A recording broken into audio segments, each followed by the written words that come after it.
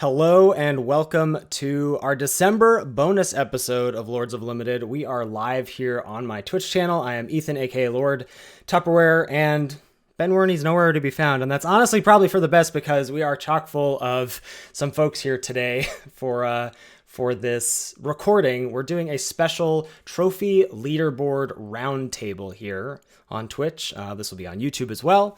And we will be talking to 5 of the trophy leaders from the various platforms. We'll do some introductions here real quick.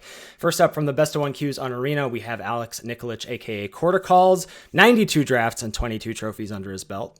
We've got Nilo, aka NCAA, with 81 drafts and 24 trophies. From the best of 3 queues on Arena, we have GooseyGoose, aka Jim Word, with 100 events and 40 trophies. We have FloridaMun, aka Chris Palmiotti, with 62 events and 25 trophies. We have myself with 68 events and 35 trophies.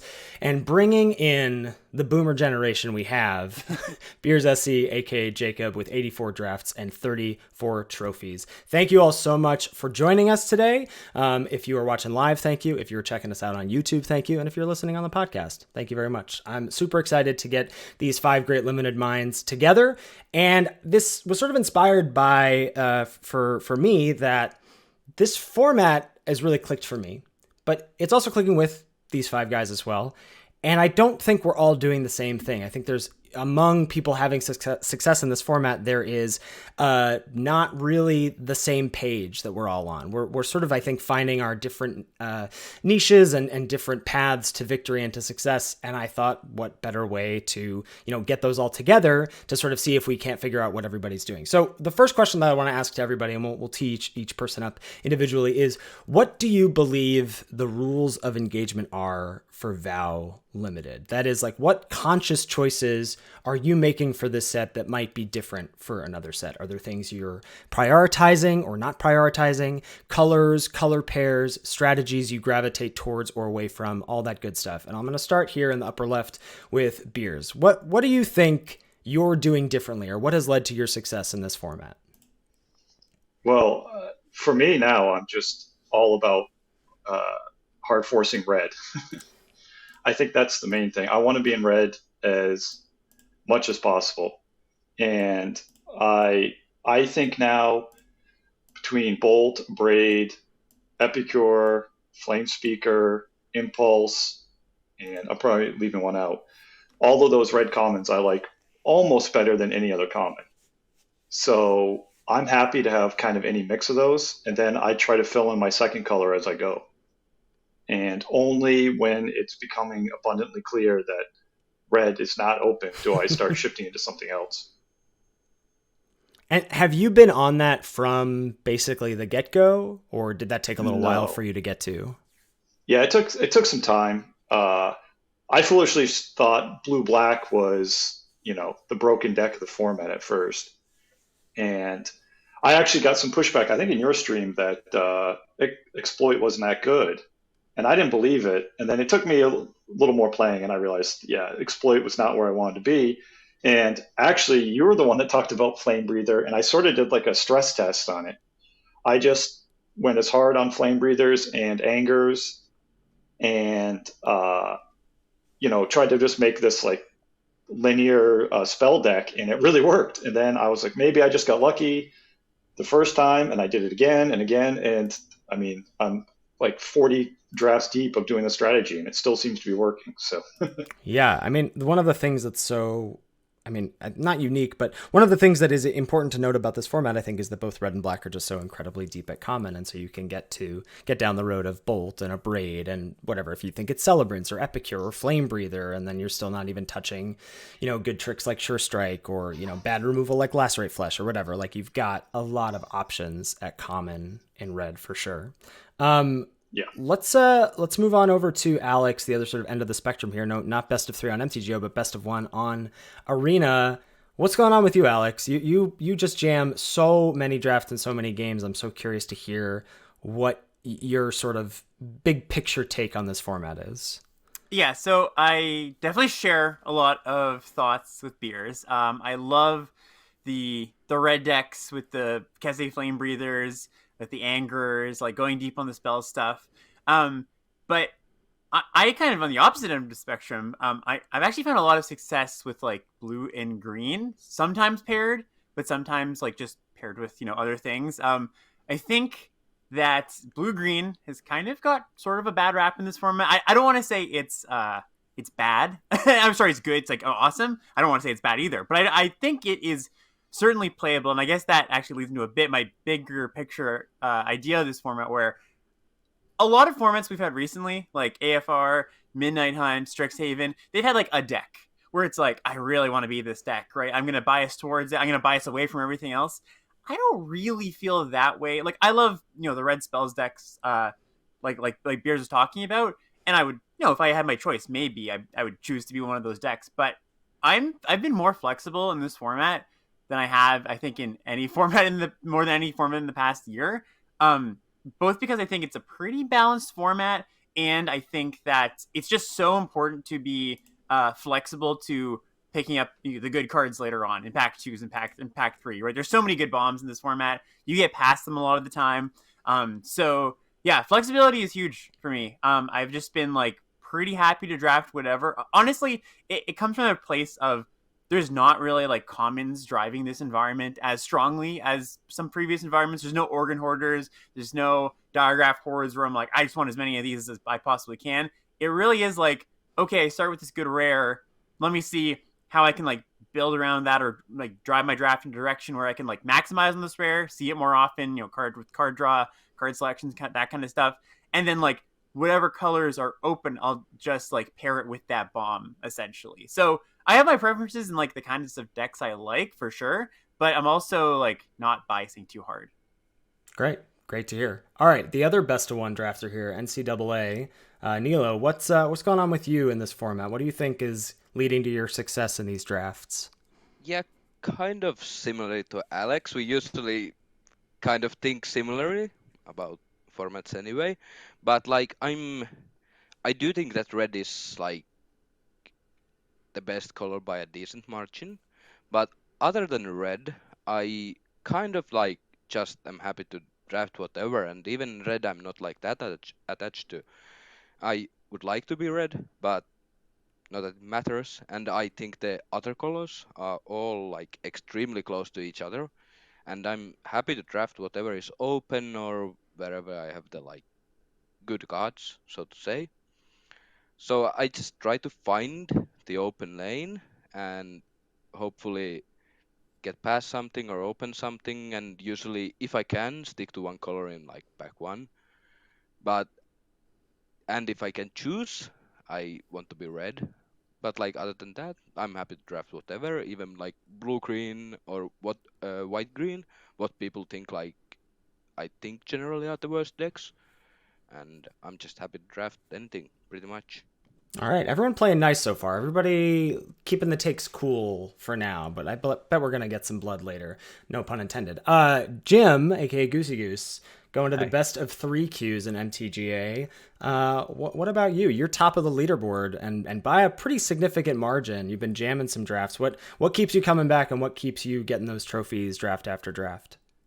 Well, I wrote down 3, I guess, rules you have engagement here. So the first one is, kind of obvious. You draft bombs and you have answers to bombs. And you can't quite always, guarantee that you're going to get those bombs. But I think it might have been, let's see, was it Beers earlier that said he likes to stay open? And so if you can kind of go into that draft, I'm sorry, NCAA. Yeah. If you can go into that draft and kind of just have that one color out of pack 1, you keep yourself open to those bombs coming to you in pack 2, and even honestly as late as pack 3, if you can kind of solidify that one color. My second rule of engagement, I need access to blood, and unfortunately for me, that means that green is usually going by the wayside. So like blood is so important, and I don't think too many people have mentioned it yet, but making sure you don't get land screwed early and making sure you don't land flood late, it's just so huge. And then number 3 for me is either evasive threats or just ways to close the game early, because there are bombs that come down and they demand answers, and they can kind of just win the game on the spot. And so if you can close the game out before that happens, you're going to win more games. So I guess with all that said, I've been leaning in towards blue. Now I do agree that I think red's the best color, but you get these counterspells wheeling around in blue so often with Siphon Essence and Syncopate and the rare version and Geistlight Snare, and even to some extent there's the other uncommon in blue that's just basically one blue cancel. And you have 4 or 5 of these, 6 of these, and you basically have answers to everything in the format. So I have been leaning in towards blue very heavily. Out of my 100 trophies, or sorry, of my 40 trophies, how many trophies do I have? I don't know. I have a lot, but 38 of them are in blue, red, and blue, white. So those are the 2 decks that I've been going towards. Wow. Okay.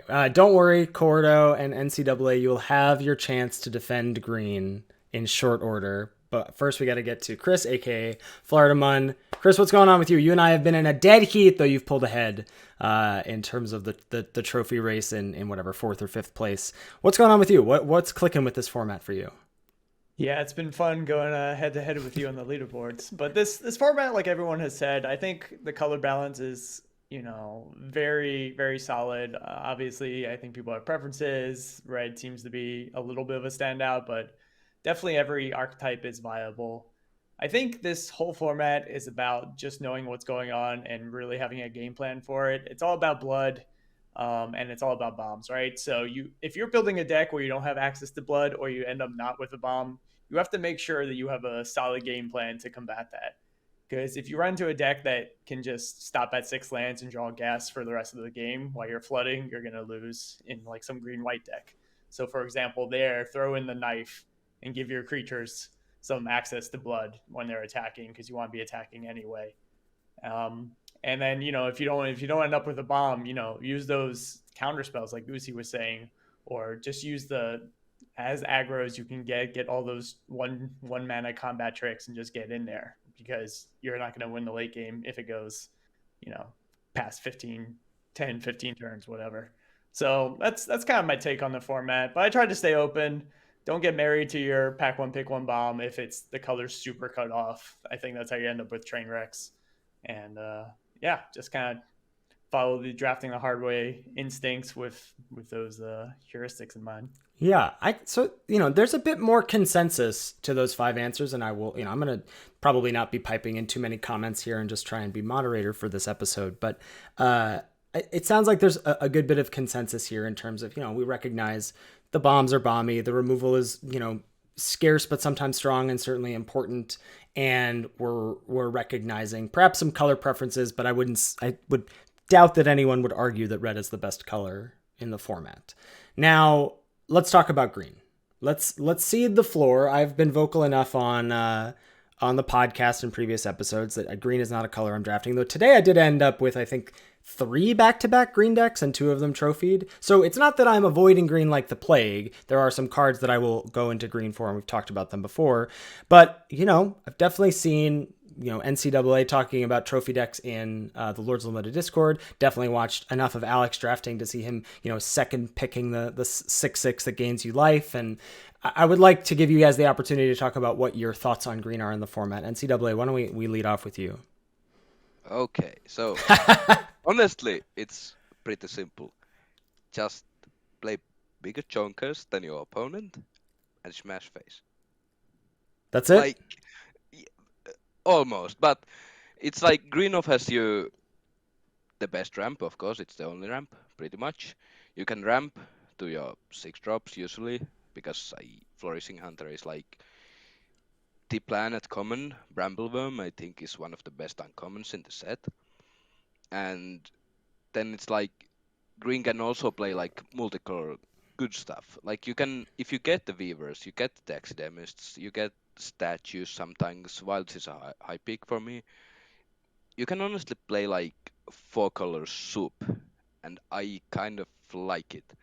And it's like it leads to like me picking even if I have a like strong bomb, I usually don't try too hard to stick to that color. I just pick the best card out of the packs, and often green is open, leading me to kind of going to green and allowing me to splash quite often and play just like a pile of good cards. And then the other side of green is like just playing who can marines and 6/6s and like just playing big junkers and beating down pretty much. All right, Alex, the nods are effusive. Anything to say that's going to second what NCAA just talked about? Yeah, for those who aren't watching and are just listening to the podcast, the panel of us, like half of the panel is like, oh my goodness, these drafters, they know nothing. Which I think is great. Like, number one, I think it's just a sign of a good format, honestly, where like there's people having success in one place and then people having success in a completely different place and like having the inverse of not doing so well. I've not done so well with some decks that people really like, and yeah, I don't know. I think that NCAA definitely covered the points that I agree with. Like, it's got large creatures and it can splash around a lot. Like, you get 3 Weaver. Like, I had a blue-green deck yesterday that was just like good blue-green stuff. Good blue-green cards because blue-green was open, and I had enough fixing to splash Dreadfast Demon. Like, I had 8 sources of black, incidentally. And that just happens. I have a decks where I'm like splashing multiple double pipped cards and a card of another color, like kind of soupy, like NCAA was saying, because I'm not just like jamming a bunch of basics in. I'm doing it somewhat responsibly, enough sources, but you do get to capitalize on the late bombs that people pass you. And sometimes the way to capitalize on the late bombs people pass you is just find the open colors, but sometimes that's not always, the draft doesn't always go that way, and you just pick up a bunch of good stuff late in the pack. But the thing that NCAA was kind of touching on this with the large chonkers. The thing that I like about green is a lot of its creatures exhaust your opponent's removal. And what I mean by that is, like, a lot of the time the set plays out a little bit sealedy in some matchups where you have X good removal spells against your opponent's X good cards that matter in their deck, right? Like, usually that's bombs, sometimes just good uncommons, right? And let's just say, a given player has like 5 removal spells. Green's commons, a lot of the time, when you play a Hookhand Mariner, or especially the 6/6, it generally demands an actual like spell answer, not a creature answer, because the cheap creatures in the set do not trade with the larger creatures very well. 4/4 is kind of like the break point. Anything bigger than that is really hard to trade with. So often, like, my Mariner eats a removal spell, or my 6/6, of course, eats a removal spell. And then that leaves the floor open for me to like maneuver myself in a way where I'm like, okay, cool, I'll play these first. They'll have to interact with them, and then I can play my better cards, my bombs or whatever it is. So like, it's kind of funny when I think about all the green color pairs, like green-white, not a huge fan of. Green-blue, like I said, I do like. Green-red, I like to some extent, and green-black, it's fine.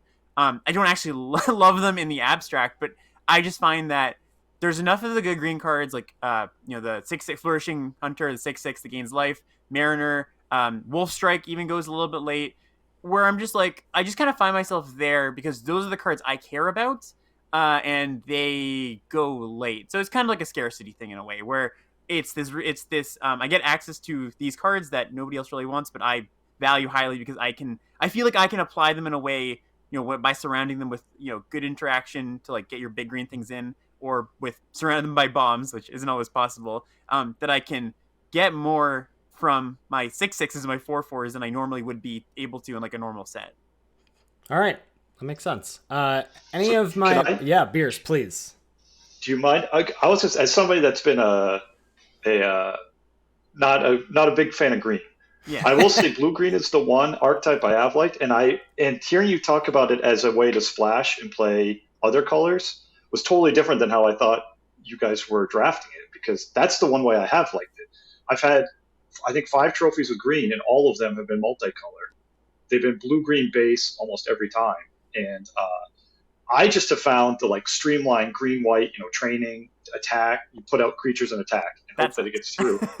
And as people that have drafted green a lot, the question I would have for you is, I seem to think the most important green common, to me, the most important green common is the Might, the +2/+2. Okay. With trample. Yeah. I don't know. Like, every time I've had I should say, if I'm drafting a green deck that isn't just trying to cast random creature, splashing a bunch of stuff and cast big spells like the Wrath and then rebuild and stuff, if I'm just trying to attack, that +2/+2 has been the biggest difference maker for me, just allowing you to attack every time. Okay, so I know I see there's hands raised, but I just want to quickly get my piece in. against what you're saying. I have found my green decks don't want to attack that much. Like, I think that the 2-drops aren't that great at getting in. Like, I don't really like all 2-drops, all tricks in this format very much. So, like, that's a fine card, especially if you're like, it's a good cheap tempo play, and like I'll play it for sure. But mostly my decks are either doing two things, right? They're just like doing the splish splash thing, or they are just big creatures along the curve. They don't really need tricks, if that makes sense, at least in my mind. But I do think Massive Might is like a totally fine card. It's just not like, oh, I'm just gonna play a bunch of creatures and Massive Might them out of the game. That hasn't really been what I've been doing. But I've also seen that be successful. So, all right, GooseyGoose, you're up.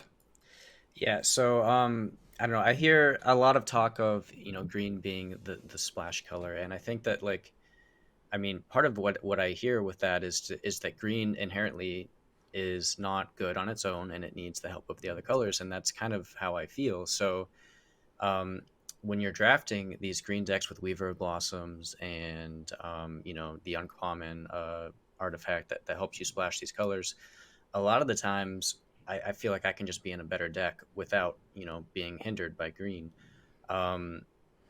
Green white and green blue. It's surprising to me how many people have liked green blue, because of my 100 drafts I have had one green blue draft. It was 0-2. I think the spider's bad. I think the spider needed to be a mana ramper, and it's not. And I think that gold card is just not pulling me into that color pair. Green white, the 4/4 is basically just a hook hand Mariner. Like, the Mariner is probably honestly better a lot of the times. And so unless I'm green red werewolves and I'm getting Child of the Night, or is it Child of the Pack, that 2/5 that makes werewolves, or I'm getting some of the busted rares like Helena and Elena and or Ava Brooke, I'm just avoiding it. It doesn't do anything that the other colors can't do better. Yeah, that makes a lot of sense. And I want to make sure we get to what everybody has to say here. I don't know if Chris just he felt left out, that his hand was erased.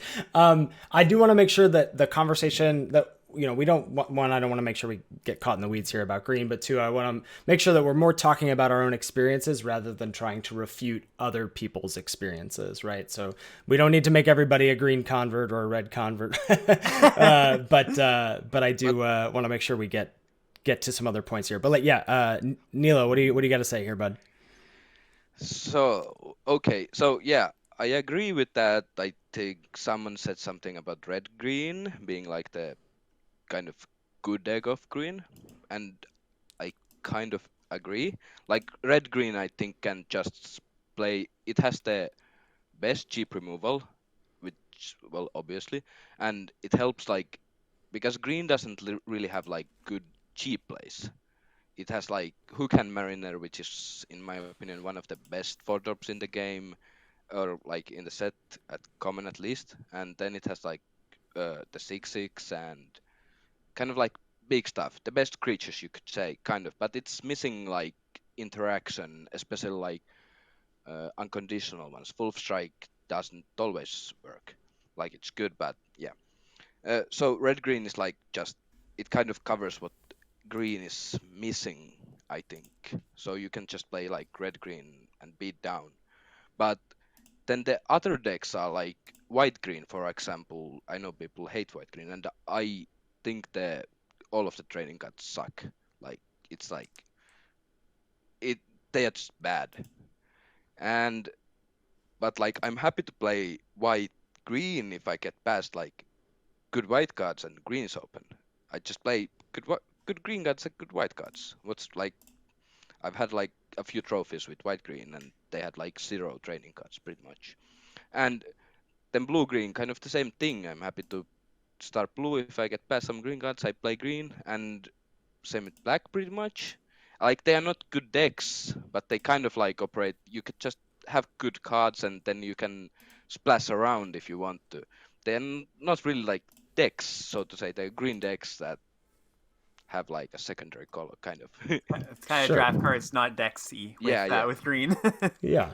I want to just move on here, unless I don't know how many of the hand raises were jokes or not. But if if Chris or Jacob have something to say here, you can tack it on to the next question, but I'm going to tee you up here, Chris. I am curious. I think that something that varies a lot from players that have a lot of success or not is the amount that they prepare for a format. I certainly know how Alex prepares for a format, as he and I do an extensive set review together. But Chris, what is the things that you did leading up to Crimson Vow, and is that the regimen you have for every set, or was something special about this set? Yeah, so I team up with some of the other DraftLab, limited drafters. So we do a tier list. So that makes me very familiar with the cards in the set.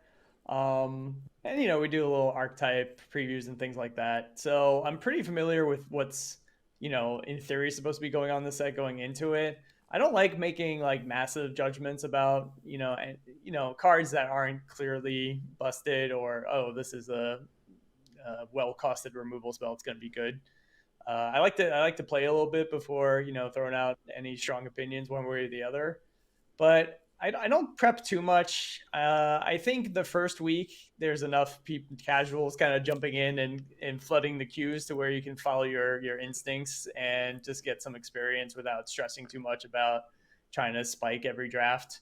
And then after that week, it becomes pretty clear about if there's any standout archetypes and what the front runners are. And then obviously like 2 weeks later, it kind of shifts a little bit. The meta, it settles. I think some of the people who came back casually kind of fall out. And then that's where you start getting the like really competitive, mature, environment to draft in. And I think that's where like the sweet spot of most formats is. Mm-hmm.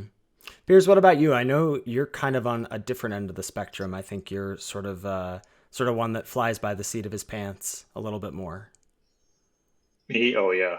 I listen to like the spoiler or the reviews, set reviews, but I don't ever go and like look at the cards. And then half the time, listen to set reviews. I'm walking my dogs and paying attention to something else. So usually for me, I just jump in and start drafting, and on the fly, I figure out what I think is good.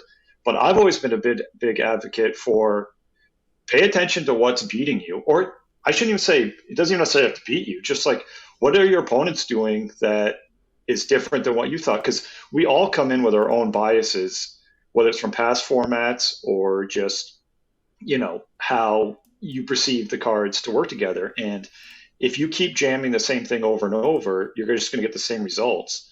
But it becomes quick for me to notice like, okay, this card that I didn't think was very good keeps beating me, so it must be good. Or this card that I thought was really good, every time I play and my opponent plays, it does nothing.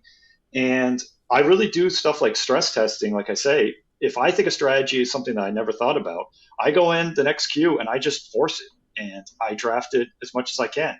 And I get a real good idea, like, is this something doable? Did my opponent get lucky? I shouldn't even say lucky, but did I see the good variance of my opponent? Or is there something really there? And then I kind of build off that. Yeah, great. Alex, what do you got to follow up here? Yeah, I just wanted to kind of echo what Beers is saying about the whole stress testing thing. That's something I actually find myself doing a lot. Like, I will kind of pick up on a hint of something at the beginning of a format. I'm like, oh, that's something I didn't think of, or that's something that, I didn't think was going to be good. And, my opponent has shown me, oh, it actually was pretty good. And I'll just like, I'll do a draft, or I'll take a draft or two and just like push it to the max, like Beers was saying. Like, Casting Flame Breather is kind of the perfect example where I was just like, I'm just going to take every single one I see and then take every single non-creature I see how good the deck was, right? Or the deck it can be, right? And you can kind of, once you push it as far as possible, you can kind of dial it back and past and be like, okay, maybe I don't want all Casting Flame Breathers and 15 spells with some of them being bad. Maybe you want 8 creatures or 9 creatures with some spells. So it's almost like, I know this is not the best analogy on this particular podcast, but it's almost like constructed testing a little bit, where you take an idea, you take an archetype, you push it as far as possible, and then you can reel it in, dial it back, and you can kind of settle on a happy medium. You find the push or pull of what an archetype or what certain cards really want. Yeah, that makes a lot of sense. Any other thoughts about prep here before we move on to another topic?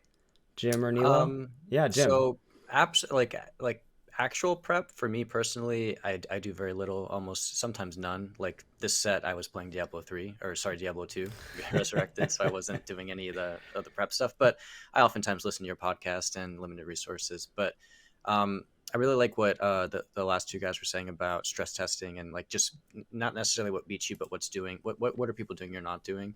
But what they didn't touch on, and maybe we'll touch on later, is 17 lands has really just really changed the way I draft. And maybe it's not for the better, but like I use them as a crutch so hard. So like the first day or two when there's not much data, I'm kind of flopping around and seeing what's good. But like once I see those numbers, I kind of like I almost force what's good just like, is this actually good? Is this what is happening? And it's insane, honestly, how high the win rates skyrocket when you're just putting naturally good cards in your deck that you didn't necessarily know were good.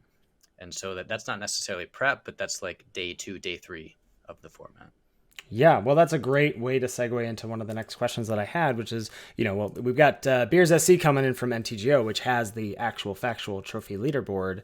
But thankfully for us arena players, we also have a leaderboard thanks to 17lanes.com, and that's how we have access to see who's crushing the format at various stages. And so one of the questions that I had as a sort of newer convert, we have 2duck cubed in the chat here, as a newer convert to data, or someone who has incorporated data more into his limited approach this past set, I'm curious what data has offered everybody here. We get a little sense from Jim. I know Beers has some stuff to say about data in a second that I want to get to, but maybe ceding the floor to Nilo or Chris or Alex. How do you incorporate data into your limited lifestyle? Let's start with Chris.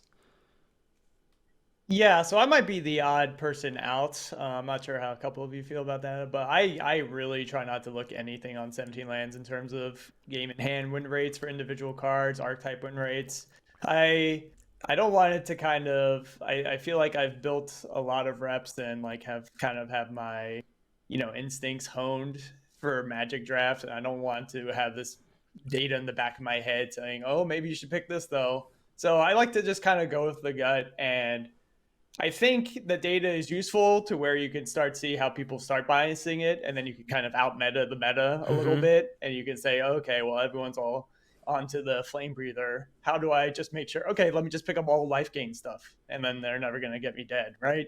Sure. And I could just like chip in the air. So that's my approach. I think it's very useful. I think it's awesome to have, but I personally just try to not look at individual card ratings and things like that. Yeah. Nilo, how does data work its way into your ascension up the trophy leaderboard ranks? Okay, so there is just one thing, you can cut this, but there is some weird noise going on here. Do you hear it, or is it fine? It's not on my end, so I think it's on your end. Okay, yeah, okay, good. Then I can just go. So yeah, about data, but like let's just say that I use it a lot. Like, yeah, before I think I started using 17 lands data like mainly in Kaldheim, and I was reaching like 70 probably in best of 3 before that. After that, it pretty much did go to constantly hitting 80 in best of 3, or at least close to it, and then also starting going infinite in best of 1. And it's like I use it like in a sense that some formats is like of course better and some formats worse, but I pretty much early on go just by the data. In AFR, I pretty much drafted the whole set by just picking the best card by the data with extremely good success. And I just go, I realize like cards that I maybe some like disagree with, or maybe or something like that, or some people like and the date doesn't like, and I try them out, and maybe for my own opinions like later on as it goes. But and like in this set though, I use the data much less, like much less. Nowadays I use like not at all pretty much, because I think the commons are so close in power level that they are like, and also the colors and color pairs are so close and also why I like this set a lot. That like I don't think you can like gain a huge advantage just by looking at the data, because everything is so contextual. I think you need a 2-drop, you take a 2-drop. You need blood, you need life gain, you need whatever you need. It's like you just take it. I don't think it's that useful in this set. So I would kind of advise against going too much with the data in this set, even though I think it's like very useful in most sets, I would say. Yeah, Jim, what are your thoughts here? So the data for me has really kind of highlighted specific cards that are just, I think, naturally good. And so I think it was AFR. There was this 2/3 that leech 2 life. It was just a common, and everybody thought that it was kind of bad, or at least I did. And then like the data showed that it was one of the best black commons, if not the best black common in that set. The following set had this 3/2 vampire that did a similar thing. It wasn't as good because it required damage to be dealt to the opponent beforehand. And now this set we have Diregraph Scavenger, which again does a very similar thing. It's a 2/3 death touch, leeches 2 life. These cards have just always, at least the data shows, to be one of the best black commons in the set. And I would have kind of overlooked that, I think, without the data. And so that one has been a big surprise to me. Counterspells in general just have really high win rates, especially ones that give you benefits. So this one gives you a blood token, or this one exiles, or I think the last set it gave you a zombie. Like these cards just generally are a lot better than I think people have thought that they were, especially we talk about boomer magic, right? We just had one blue cancel. Like people hated that card, but we don't have that anymore. Like these are counterspells that do something on top of it. And so these are the surprises that like I'm kind of like, I don't think I would have come to that conclusion as quickly without the data, Yeah, I think that's definitely true. The thought that 2 Duck Cubed, aka Carl, had when he was on our show, that idea of like the data providing a gut check for me, that sort of seems to be in line with you, Jim, or to just sort of say like, okay, if this is something that many people are having success with, am I overlooking that? Now, Beers, you alluded to having some thoughts on data a couple days ago on my stream, so I'd love to get your thoughts on. It doesn't seem to me that it makes it makes its way into your limited lifestyle very much, but I'm curious your thoughts on how it has maybe affected the greater community at large. Well, yeah, I would say yes and no. I mean, I love data just in general. Like, I'm a huge proponent of 538, if anybody knows that site. Yeah. I just think stats can tell so much, but they can be so, you have to know what the data is telling you. And so it's real tricky because I don't want to advocate for confirmation bias. But like what I'll do a lot is if I play a card and I think it's a junky card and it just keeps doing well for me, that's when I'll go to 17 lands and go, does this have a pretty good win rate? And if it does, I'm like, okay, there's something there. If I have a card like I was just looking up Flame Breather, it has a 53.7% game in hand win rate, which is really bad for a red card, and it's actually got a negative 1.4 differential when it's drawn, which should tell you that it's a bad card, or at least that's how I would read it. But I think the real important thing is like you're taking the average of everybody that's playing, and somebody like for right now, I mean, my win rate's 76%. And that means any card I put in my deck has a 76% win rate. There's no card that's going to, by the numbers, is going to increase my win rate. So I have to look at what am I doing differently that the average drafter isn't doing. And I'm going out of my way to draft decks that work with Flame Breather. I want the Flame Breather in my deck.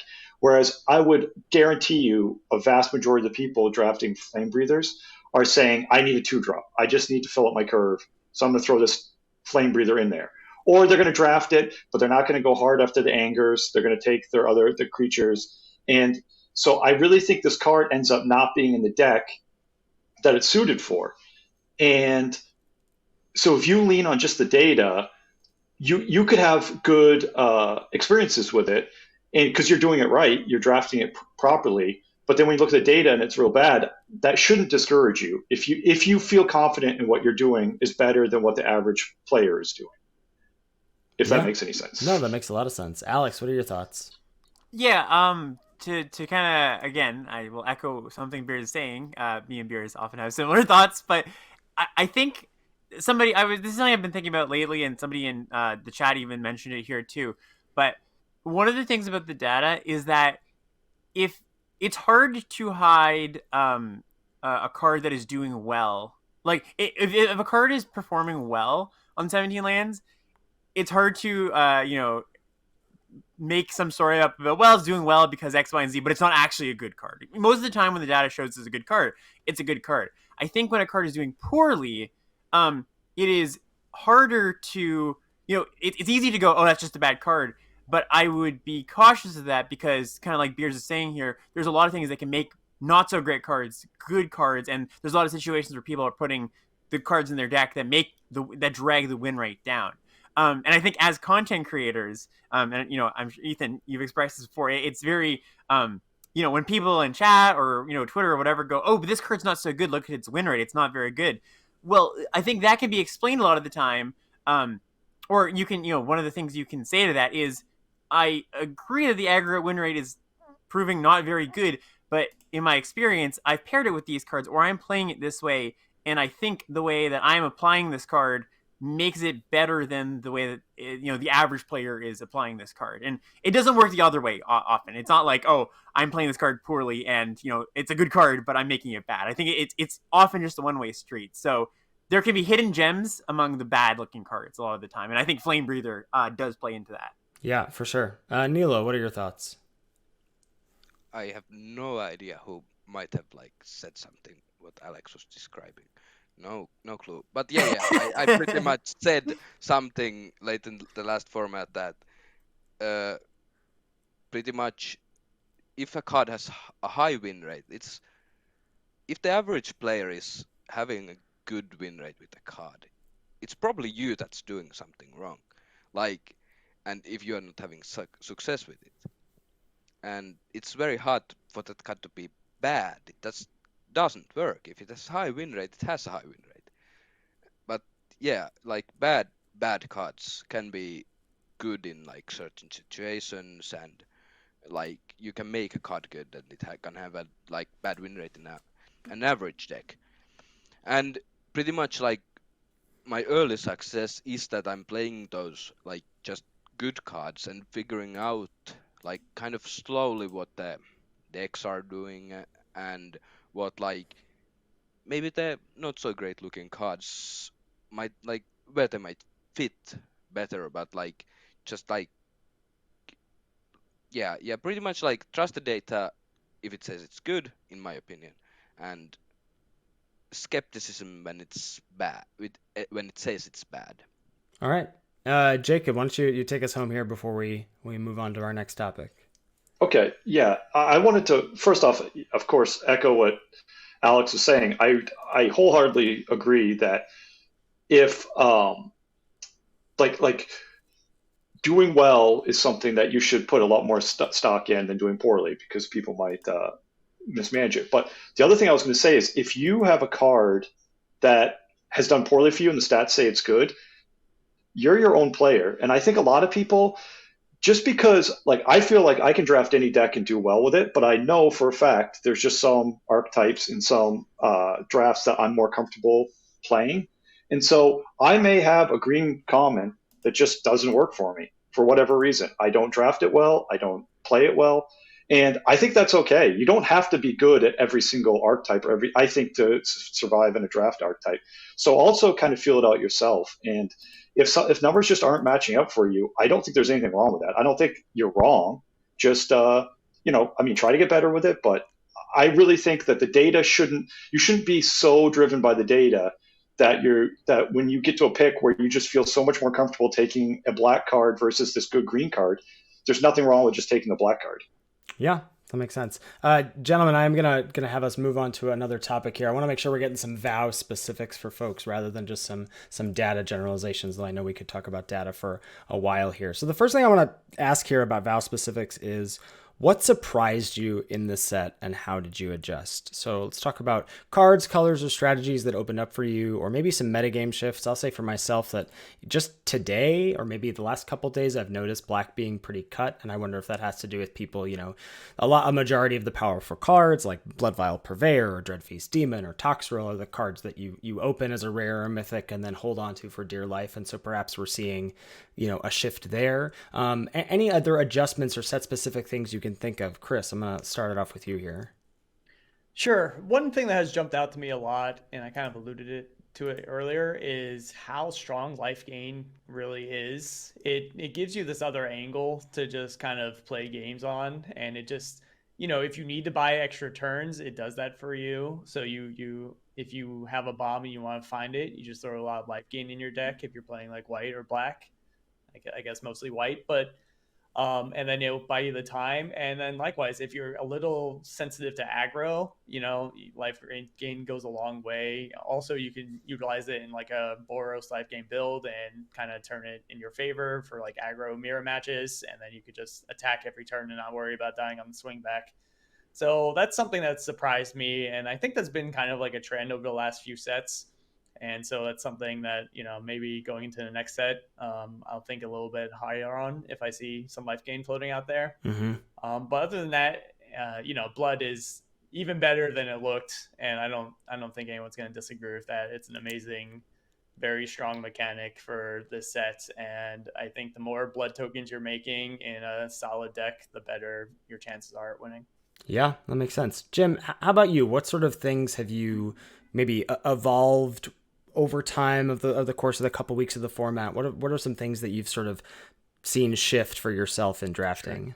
Sure. Well, after day 1, day 2, I think vampires and werewolves, at least data-wise, were some of the best decks to be in. And so werewolves was a huge surprise, I think, probably to all of us. And, I try not to let the past set, dictate, my current draft, but I think that happened to a large majority of people, right? Where werewolves was just really bad last set, and it for a couple days was wide open, and it turned out to be one of the better decks in the format. And so, whether that's just because the disturb cards aren't as good or whatever it is, I think double spelling is a lot harder than it was last set, and so these werewolves flipping are not as hard as it was. And there's also not silver bolts in artifact or artifact commons floating around or whatever these cards say, just kill a werewolf. So werewolves have been able to, I think, flourish a little bit better than they could in the last set. That was a big surprise to me. The other surprise to me, and I alluded to it as well, was just how good the counter spells are. I think blue got a bad rep early data-wise, but at least for me, personally, I've just been really leaning into it hard. I think I had a spell of around 10 to 12 drafts in a row where I was either blue-red or blue-white and trophied like 80% of the time. It was really fun. I think we'll get to that later, what we're enjoying with this set, but I just really enjoy blue because it has all the answers that you could ever need, and if they ever do land something, then hell, you can bounce it and then counter it later. And they have their fair share of bombs, so that's what I've been enjoying.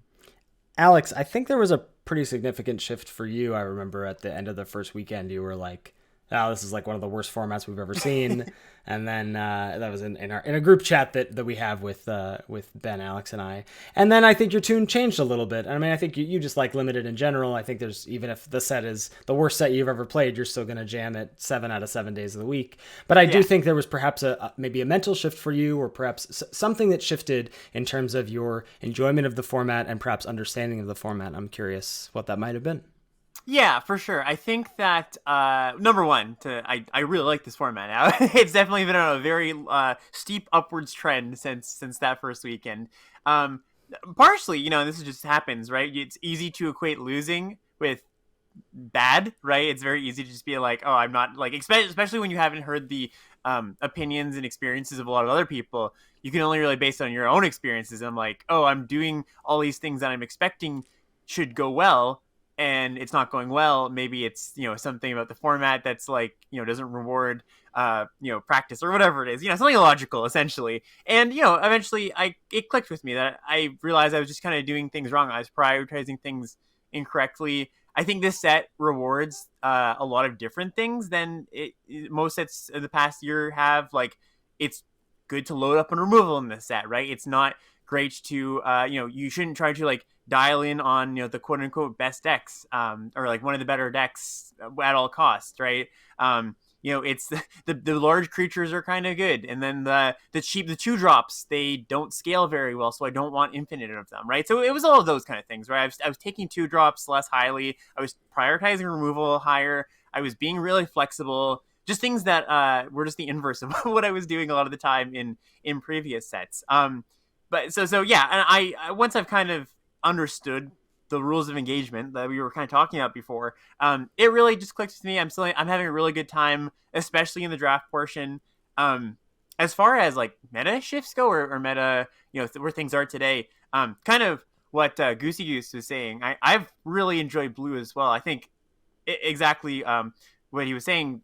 It kind of got a bad rap early, but I think that now it's undervalued enough that, especially the premium uncommons, and I'm talking like Diver Scob, Lunar Rejection, and Biolume Egg. Biolume Egg, actually, specifically, is one I want to point out as like, I think people are maybe viewing that as a gold card, but I think it's just like a great blue card as long as you can pick up an exploiter or two.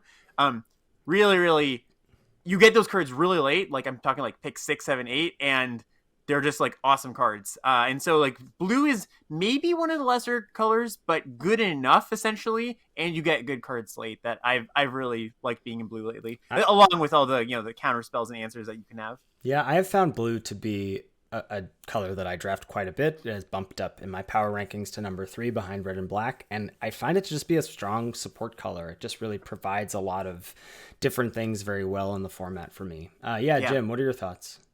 I just wanted to echo like 100% what you were saying about blue. Like the Biolume eggs and the Scabber Diver just go way too late, and you get, like you said, you get them 6, 7 pick. Hell, they wheel sometimes. I even draft some of the bad blue exploiters. I say bad, but they're role players. The 3/2 that draws a card, or the 3/3 that gets a spell back in weak packs. Just because if I get an egg, I want to have that package, and to Cortical's point, it's not a blue-black card. It's a blue card, and you just take 2 or 3 of these exploiters. Maybe you get the uncommon, maybe you get the rare, and then you've got a stew. But you don't need it. You just need a couple of the uncommon, or a couple of the common exploiters, and that egg is nasty. Like it's evasive. It'll close the game. It blocks everything. It's like it's like, what is it, a 3-for-1? You get to scry. It comes back as a 4/4. You get the exploit thing. So I'm just in love with that card, and it goes way too late. It's criminal. Yeah, I agree with that for sure. And the scry 2 up front, yeah, not too shabby. All right, hot take time. Blocking is good in this format. Beers, your thoughts? I'm muted. No. No. The lover of Massive Might says no. Okay, talk to me why. Why is blocking bad in this format? No, I think I do not want to ever block in this format. Ever. Well, so I guess if we're doing the hot take, that's my hot take, is never block. But more to the point is, I want to be in the position to attack every turn. And I've tried to phrase it in a way that isn't, I don't need to attack every turn. So to me, the way to illustrate this is last set when we had the zombie tokens that died, couldn't block, and they died when they attacked. But then they had secret blocking. I think that's what a term you used. Yeah. And it's because there was so much power that could crack back on you, you couldn't really attack them. So you kind of had these stalemates. That's where I want to be in this format. I don't necessarily have to attack every turn, but I want to be developing my board. Maybe I have the Shore Strike in hand, but I don't want to use it yet. I want to get my creatures on the board. But I want to make sure that my opponent doesn't ever feel comfortable attacking me while I develop. And then once I've turned the corner, once I feel I'm safe to attack, I'm going at it. And that's why, to a greater degree, is why Flame Chase or Flame Breather has been so good for me, is that it allows me to sit back. It's a 1/3 that could block if it needed to. It pings them while I develop out my other board or play impulses to get some more cards. And then when I finally turn the corner, it's threatening damage just from any spell I cast, and then all my creatures that are attacking are. And so I really just don't feel super comfortable being in the position where I have to line up double blocks, or I have to block and hope my opponent doesn't blow me out, all while I want to be the one presenting the, asking the questions. What I heard you say, I'm sorry, I probably blanked there, but what I heard you say was that a 2-mana 1/3 was good at blocking. That's what that was your point, right? That was your point. I'm joking. Yeah. Basically, more or less. How about you, Chris? Thoughts on blocking is good in this format? I like exactly how Beers kind of framed it. Is I want the opportunity to be able to make attacks every turn, but I don't necessarily need to. I rather, it's all about controlling the board state, and when you are on the back foot, there are so many ways to abuse that in this format. As the opponent kind of attacking into you, all of a sudden, all the counter spells get much better. All of a sudden, their blood tokens, they could kind of take some time off to find the cards that they need because you have to be committing to adding to the board or doing something. So once you have the advantage, there's a lot of ways to abuse that lead. So I think Beers framed it perfectly. All right, great. So I'm the only one who thinks that blocking is good. I'm just loving my 2-mana 1/3s and 3-mana 1/4s in this format. I think blocking's great. All right, yes, Jim, that's one for team blocking there. You'll love to see it. Let's get to a couple of questions from chat before we wrap up this discussion here.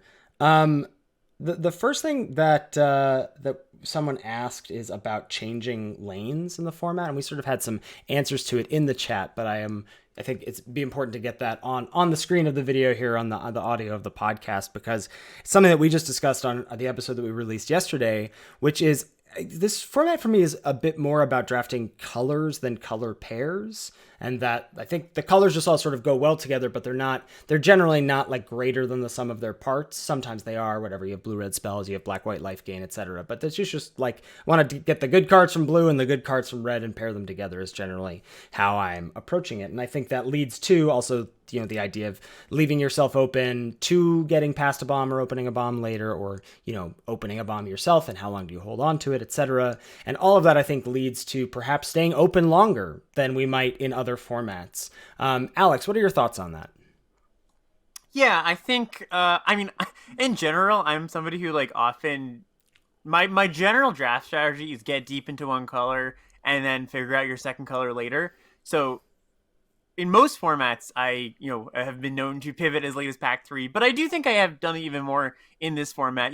Just yesterday I was drafting, I think it was red blue, and then pack 3 you open Dreadfast Demon, and it's well, I've just got enough blue cards here, and I just jammed the Dreadfast Demon into my deck, and that's better than all of my red cards, right? So I guess the way I would frame it, and this goes for any format, but this format in particular too, is that it's really, when I'm doing draft log reviews or, just going over people's draft logs, and I go, oh, that's, they're in pack 2, and they take, they're flirting with black, they're flirting with red, they're flirting with white, and they took an okay red card over a really good white card. Oftentimes people will say, I'll say, oh, why'd you make this pick here? And they're like, oh, mentally I was red, white, or whatever color I didn't mention. I was this at this point, and so I didn't think this was a consideration.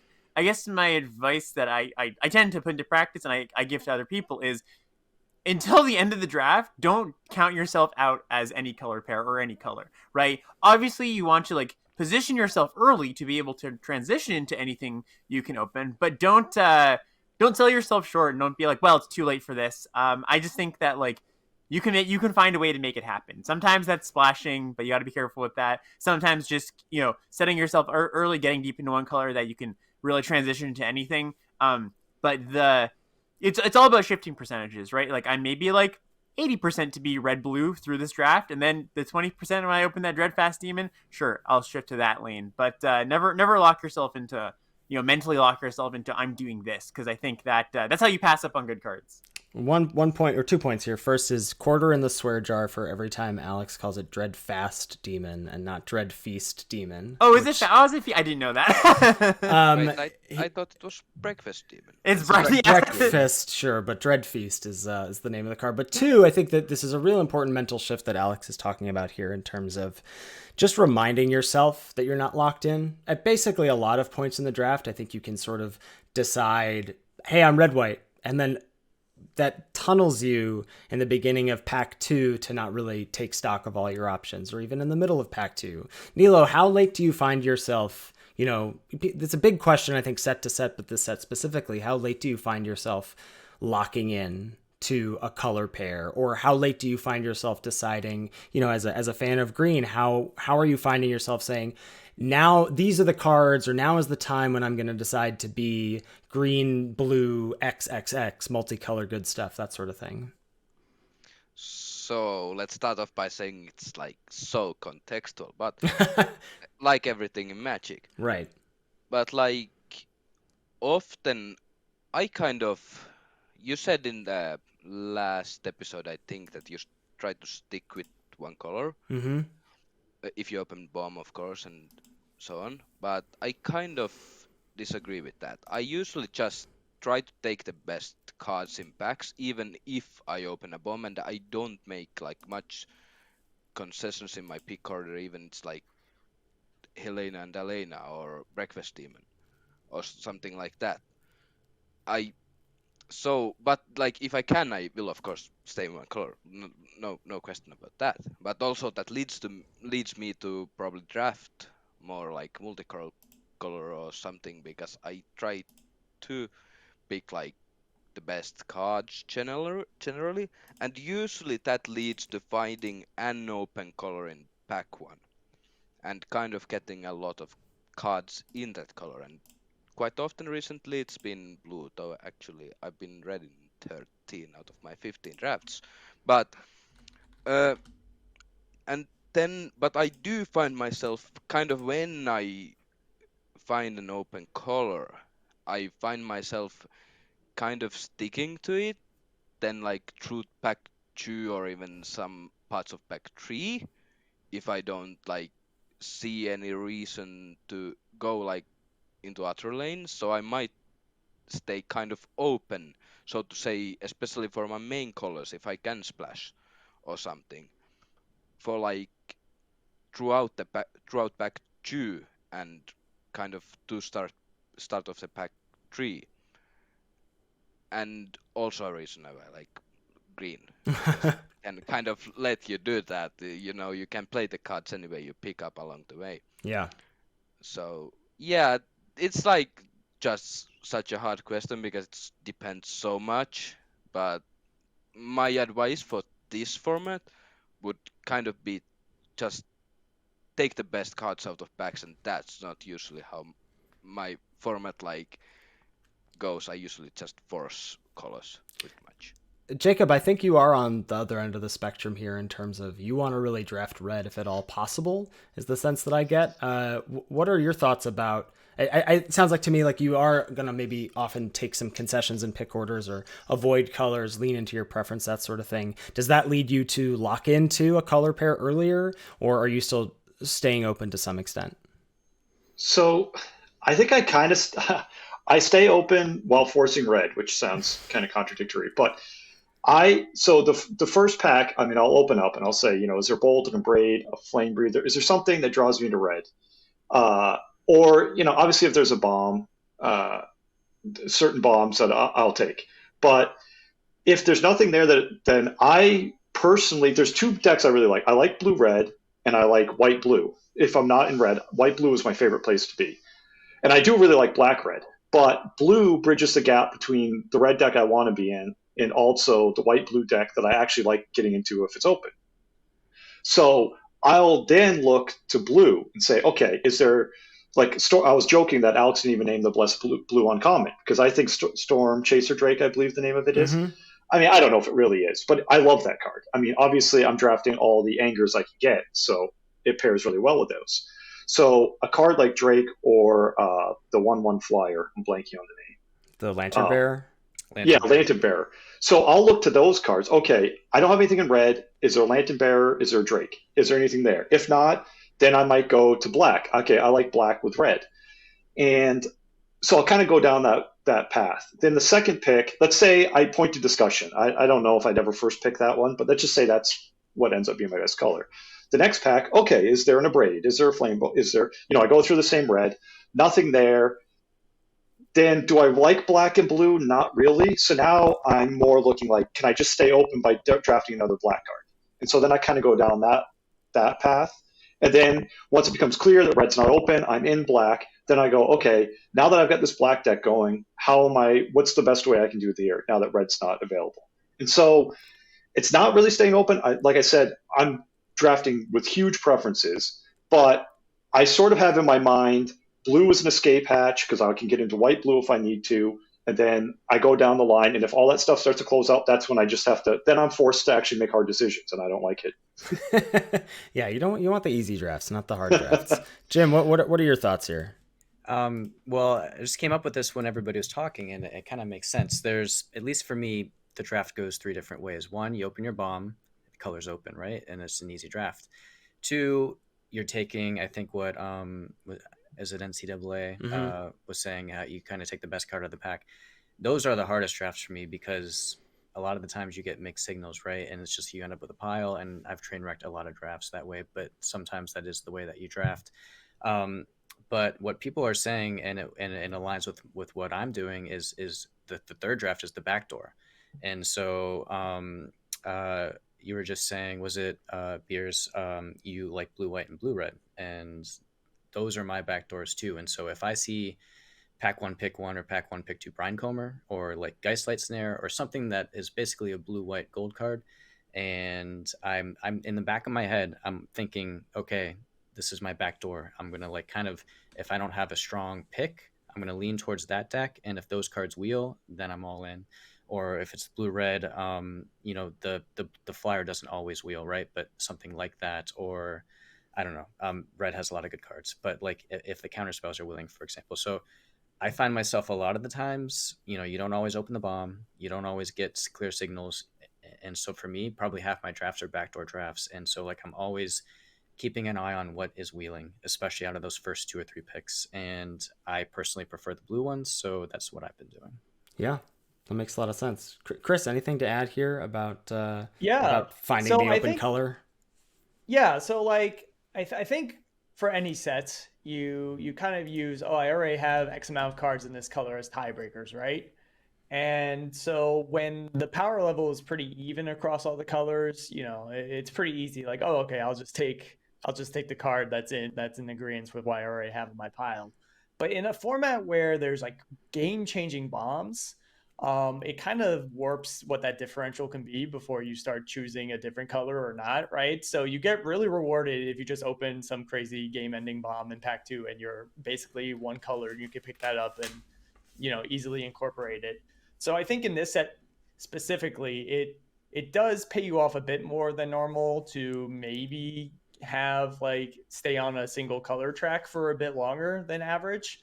But so that's how I kind of approach it when I'm drafting. Is I always think of these like color tiebreakers. And I always think about what's going on in the format.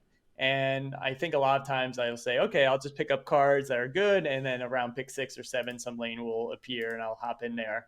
But these tiebreakers become a little more important when there's these like bombs out there that you could open in later packs. So that's just kind of a way to think about it. Yeah, I think that's a great philosophy. Nilo, what do you got to say, my friend? So I agree. Like it's more that I think because the power level is so flat, I'm picking the best cards and not like sticking to one color that often, because I can get those, so to say, medium commons. I never I don't draft bad decks, so like I don't lack playables. It's not a problem. I can get those, so I want to have like as many good cards as I can, and not like sure, if I have like some bombs, I still want other good cards so I can beat the other bombs and not lose them, pretty much. Like I agree, but also like I think there is another way to do it. Like if you, because the power level is so flat, you want like as many good cards as you can get, pretty much. Yeah. Jacob? Oh, you're muted, bud. Sorry. Okay. So one other thing I wanted to add is that I think I don't care if it's pick 1 or pick 5 or pack 2, know how your deck's winning. And not every deck, even with the same cards, is winning the same way. I have times where I'm like, okay, I only got one flame breather. I have 4 angers. I don't have a ton of early ways to push the damage that way. I think there's going to be a critical turn where my opponent has gained control. I'm not going to be able to finish it. And so I'll run 2 Bloody Betrayals. Now, an Active Treason isn't a card I necessarily love to have in my deck, but if I can see that my deck just isn't coming together quite the way I need to figure out a path to win. And I think a lot of people are scared. Scared is maybe not the right word, but they feel that they're wrong for taking some kind of bad picks, for lack of a better term. But if you know that's what your deck needs to win, or that's how you see it going, and that's from playing the deck over and over, even though it's limited, similar style decks. Once you know the whole of your deck, start drafting cards that help fill that, rather than necessarily the best card in the pack. Yeah, great advice for any format, but certainly for this format. Can I quickly touch on that? Yeah, please, Jim. So just the fact that we have blood in this format lets you take those risks, right? Like, because if the card ends up not being good for you, like the Bloody Betrayal, you can just pitch it to the blood. So I love taking risks like that. Like, even End the Festivities as a main deck card, if you've got the blood to pitch it, like sometimes these hoser cards just win the game outright, and you can go ahead and pitch it if you don't need it. Yeah.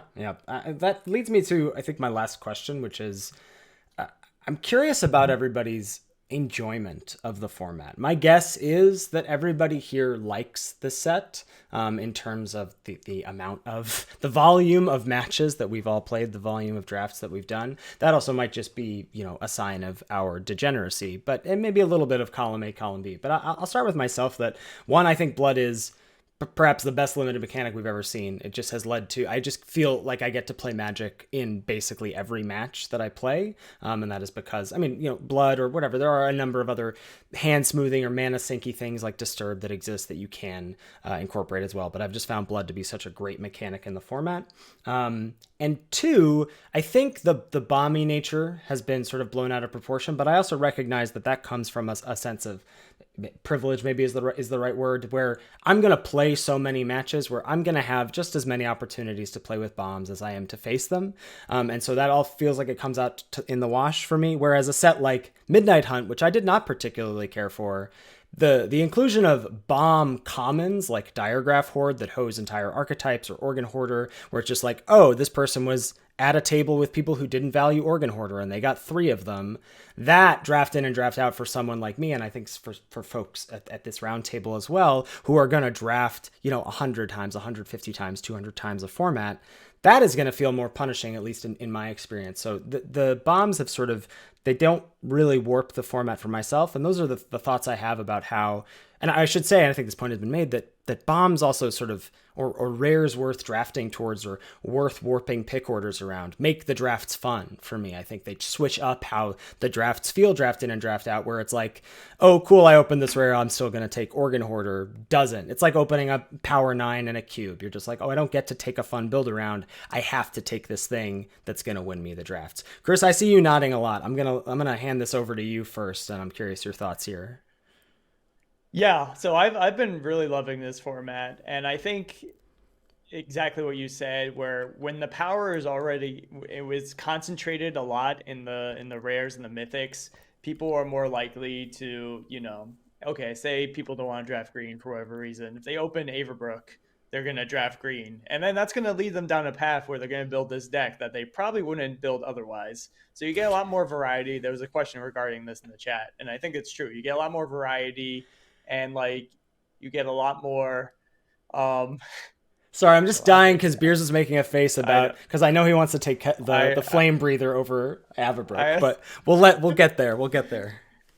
Yeah, so basically I think the format's really fun. I think there's a good complex advanced gameplay decisions that let you win games where maybe you shouldn't have, and what should I pitch to this blood? Should I save it? Should I play out this land just in case I draw my 7-drop? There's all these things that are really fun mechanics that happen throughout the game. But I think the color balance is spot on, and I think the bombs add like you said, to people who do a lot of drafts, they add a lot of variety and they give us opportunities to build decks we might otherwise not build. But I do recognize it really, really sucks if you get a few drafts in a format and all of those drafts you run into like a demon and then Sorin on turn 4 and then other stuff. So that does suck. But Yeah. I mean, it's hard. It's hard to balance a limited format perfectly, I guess. For sure. Yeah, I'll just be selfish and say I'm happy with this one for myself. All right, Beers, what are your thoughts?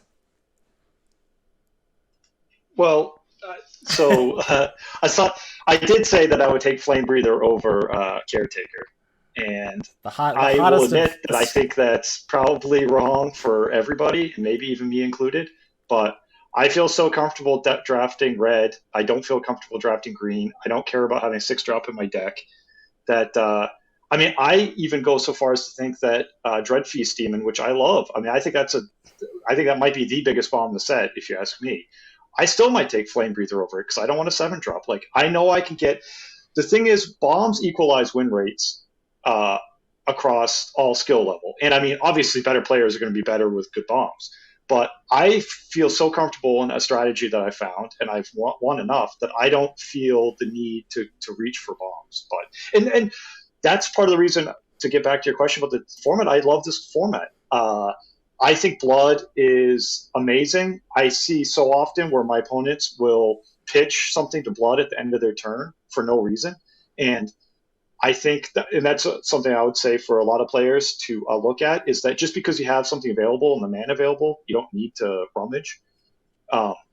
And I think being able to make those plays better than your opponents and siphon or go through your deck quicker and see more of your good cards, or have your deck strategy play out the way you intended it to more consistently. I love it. And I rarely ever play bombs or like draft bombs. Like, I pass bombs a lot in this format now because I just feel I can get under them. Yeah. So anyway, I love it. I love what it does. I love the fact that I can argue for Flame Breather over Caretaker, even though I'm probably wrong, but I love doing it. So Yeah. Jim, what are your thoughts here? Just the general question. I love the format, love it, but I love the last format as well. So I think, at least for me, you got to know the rules of engagement. And last format, you had to beat Demir, right? Was the rules of engagement basically, and so I was fine doing that and drafting that 80% of the time. And in this format, I am happy to do what I'm doing. And like I said, I think you need answers to bombs, or you need to have bombs. Now, Beers, I don't know if taking Dread Feast Demon is a reach, like you called it. I think maybe taking the 1/3 over that is a reach. But to your point, you can draft with what is the word that we're using here? Preferences? Preferences, there yes. It is. And you can do extremely well with it. And that's what makes this format amazing. There's answers to the bombs. Every bomb has an answer at common. Like, I don't think you can name one that doesn't.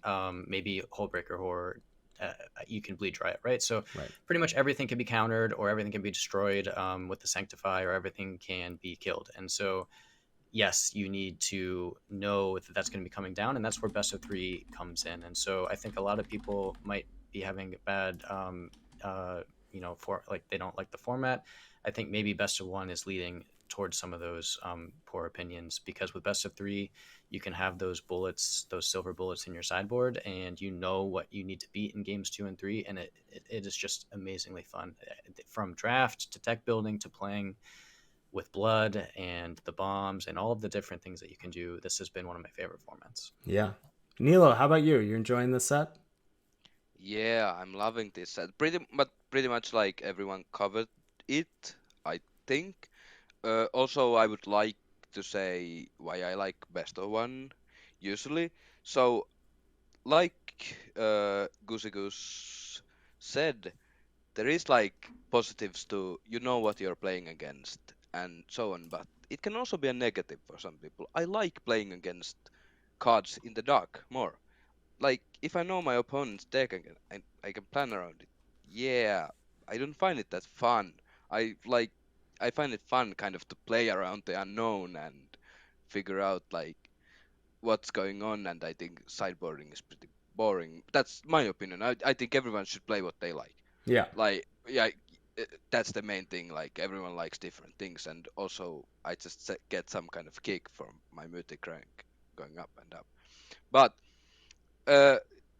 like loving the format overall, I think it's a really good change of pace. Like compared to recent formats, I didn't like the last format that much myself. And again, if you like this format, that's nice. If you don't, that's fine as well. And like, but just like it's so different. I feel like in the last, I don't know, I kind of started playing a lot during ICO, so I'm more of a zoomer. But after that, I think you pretty much could force colors or color pairs in every set with extremely good success. And I think this is the like first format in a while where that's at least somewhat different and Yeah, things are pretty balanced, so to say.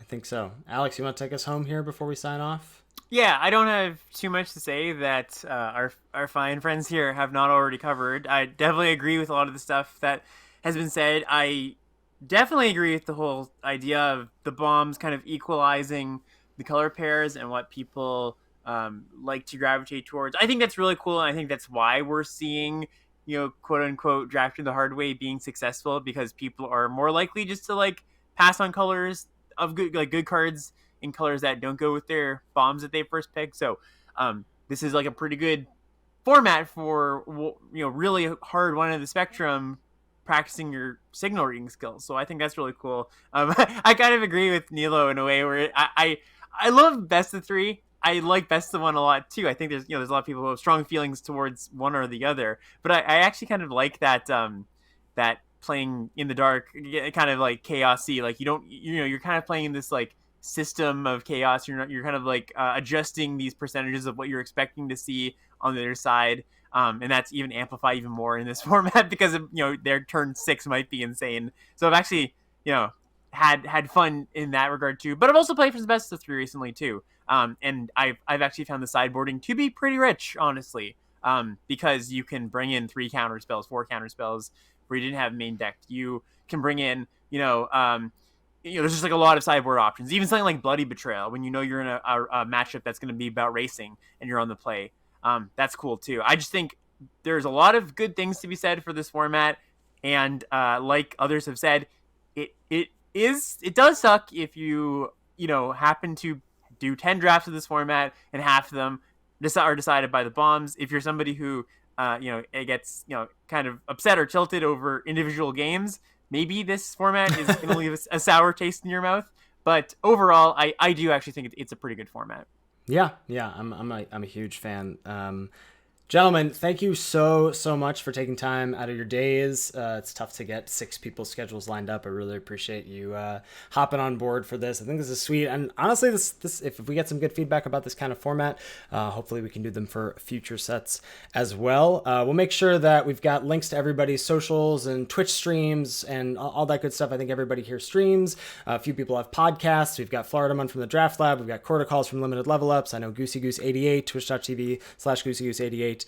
Jim streams there, sometimes Beers, and I think NCAA. I'm not quite sure, but we'll have links to all of that in the in where you do download the podcast, in the YouTube, whatever. Thank you all so much for watching, for listening, and really appreciate it. And until next time. Thank you.